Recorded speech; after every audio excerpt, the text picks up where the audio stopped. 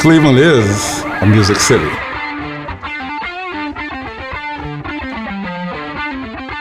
Cleveland is a music city.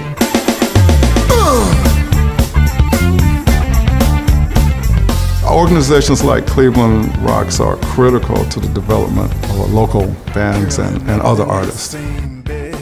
We were part of their incubator program. The goal was to try to launch some bands out of Cleveland. I recently did a North American tour with Femi Kuti.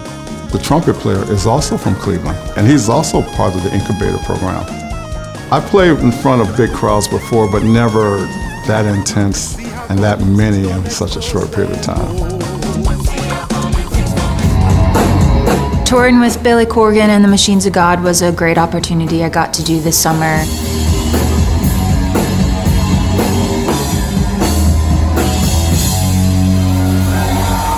The incubator program was probably most valuable because it plugged me into a network.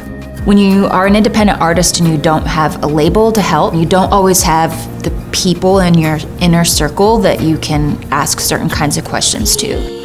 I ended up working with Brent Kirby as my connector, who was able to secure me an amazing, beautiful album release. Cleveland Rocks is partnering with One Night Live to put me on tour this November. You have to have a world where independent voices have a chance to be heard.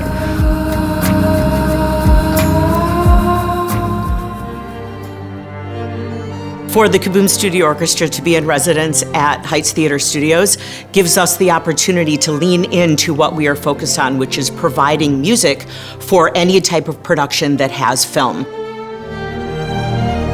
We definitely saw a hole, even here in Cleveland, of places where you can have a large ensemble and still be able to record at a really high level with pristine sound.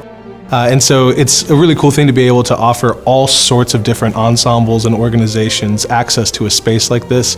We've seen, obviously, the Kaboom Studio Orchestra do this, lots of other local ensembles, people that are coming into town from near the Midwest and even from the coasts to come here and record at the Heights Theater Studios because of the caliber of space that it is.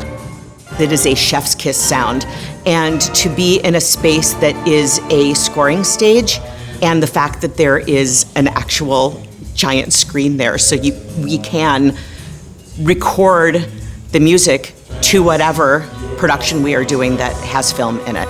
It's a really special thing to have that locally here in Cleveland. Gotta Groove opened their doors and started pressing their first records in, I think it was February 2009, and now we're pushing out about 1 million records a year. The artistic approach with the custom designs that Mage makes and Gotta Groove offers, and with Gotta Groove having the highest quality, I think that's why we're still in business. When I get in touch with a local artist and I'm like, man, I saw your set and it's so good, when I would get to say, I will pay for the whole thing and give you 100 records. Do you want to make a record? It's exciting and it's really fulfilling. I'm glad that I'm able to support the local arts. Pressing records is awesome. Pressing records in Cleveland, it's priceless. A big heart and some curled up hair.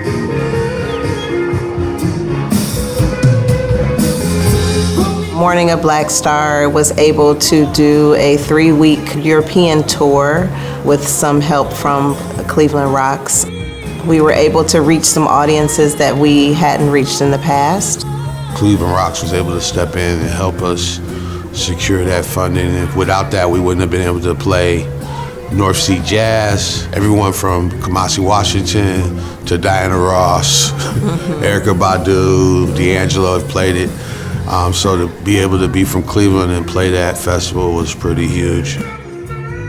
During COVID, Cleveland Rocks was doing a lot as well, helping artists kind of bridge the gap to kind of keep going in those times where our artistry felt a little bleak because everything was kind of shut down.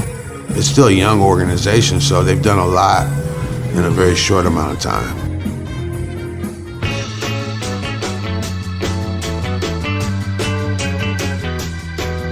The lineage of Suma recording actually goes back to another historic Cleveland studio, Cleveland Recording Company. It was Cleveland's first professional recording studio. The Suma archives contained everything from commercials and jingles, some local, some national, to musical performances. Some from very well-known artists like The Outsiders or Wild Cherry, who recorded Play That Funky Music at Cleveland Recording. The Black Keys did record Attack and Release at Suma. But there's also a wealth of undiscovered things, maybe bands that recorded and it was never heard. We've got a lot of things from Rick Ocasek and Benjamin Orr, who went on to form the Cars. This is the only place a lot of this exists. So the sooner that we can get to these and archive these, the more of a chance we have of preserving these and actually get them out to the world somehow. Through the support and help of Cleveland Rocks, we've been able to raise approximately $70,000 towards this project over the last year, and we've been able to restore and catalog the first few hundred tapes. I know that they're as passionate about it as we are.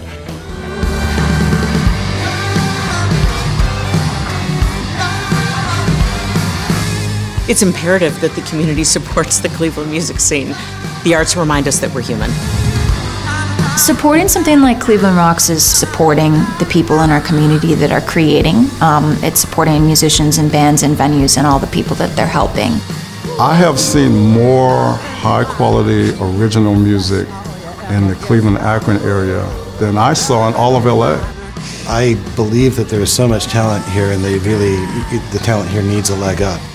It's important to support all aspects that are going to allow for the community to thrive, and Cleveland Rocks is a big part of that. Cleveland is a music city. Cleveland is a music city. Cleveland is a music city.